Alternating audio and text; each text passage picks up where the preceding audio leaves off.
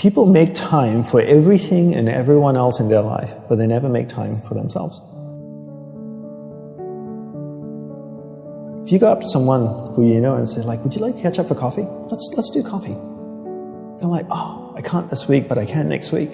How about Thursday, 7 p.m.? Perfect. I'll see you at this place. When was the last time someone is willing to take time out of their life to spend time with themselves? So if I wanted to get to know you, and we've had one dinner and we had a great conversation, we're spending time here. If I wanted to get to know you, I would have to spend time with you. We'd have to meet up for coffee, a glass of wine. If I really want to get to know you, maybe we meet up once a week. Every Friday night we go out for a glass of wine, we chat for a couple of hours. After a year, I'd get to know you really well, you'd get to know me really well. But it requires me spending time with you. So if you want to get to know yourself, you need to spend time with yourself. But in a way that you can inquire, right? So people say to me things like, oh, I walk my dog in the park, that's my time with myself. And you're like, no, it's not. That's you walking the dog. People go like, oh,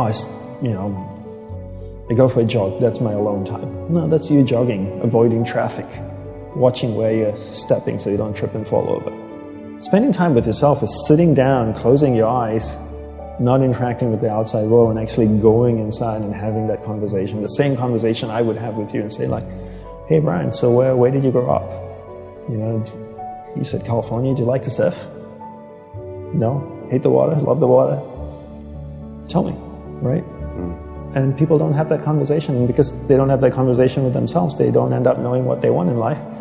Because they don't know what they want in life, they can't focus that finite amount of energy, and then they don't live a lifestyle that brings them happiness, and most people end up being unhappy. A couple of things I would say. One is simplify your life. Everybody's so busy. Everybody's got a lot of things to do. We don't actually have a lot of things to do. Right. We like being distracted because then we don't have to think about ourselves. And we don't have priorities in life.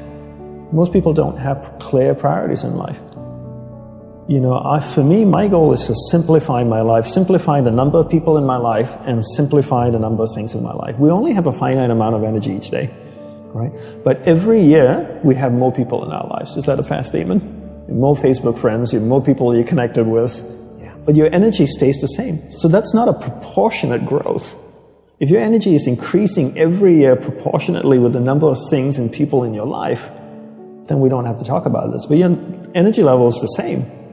But the amount of people and things in your life are growing almost exponentially. So that doesn't work. So for me, it's always about simplifying first the people and things into your life, into who and what's most important, taking that finite energy that you have each day and focusing. Second step is learning how to focus and concentrate that finite amount of energy into the people and things that truly matter. Now you start to create a lifestyle that you actually love because you're invested into people and things that matter, and the byproduct of that is happiness. And you said happiness is not a goal. Is that correct? Yes, happiness is not a goal. And if you ask most people, what do you want in life?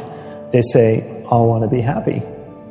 Right? Would that be a fair statement? I mean, literally, it's in the U.S. Constitution, I think, the pursuit of happiness. The pursuit of happiness. Right. I always say you should never pursue happiness. Don't pursue happiness. Pursue a lifestyle where the byproduct of that lifestyle is happiness.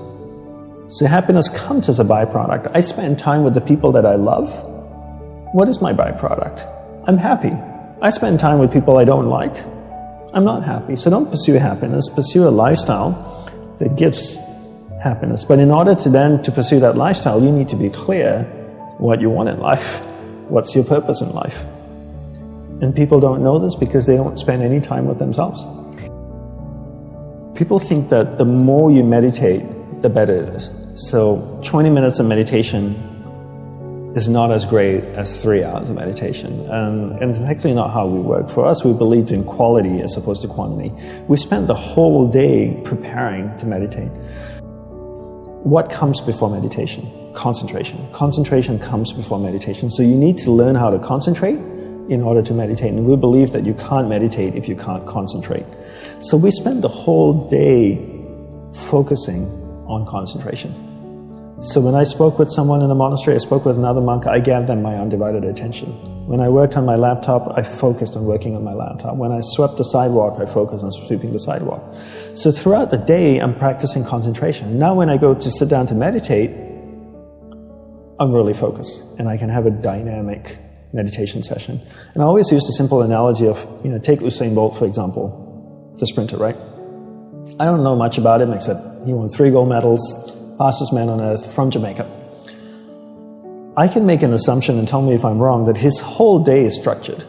That he eats the right kinds of food, and drinks the right amount of water, he goes to the gym. If you look at the boy, he's ripped, right? Probably works out, runs every day, I'm sure, sprints, does all kinds of things. But his whole day is preparing him for 9.57 seconds or whatever it is his world record is, not the other way around. And people come up to me all the time, Brian, and they say, Dandapani, I'm so stressed out, I've got so much happening in my life. Do you think if I meditate for 5 minutes in the morning, it'll help my whole day?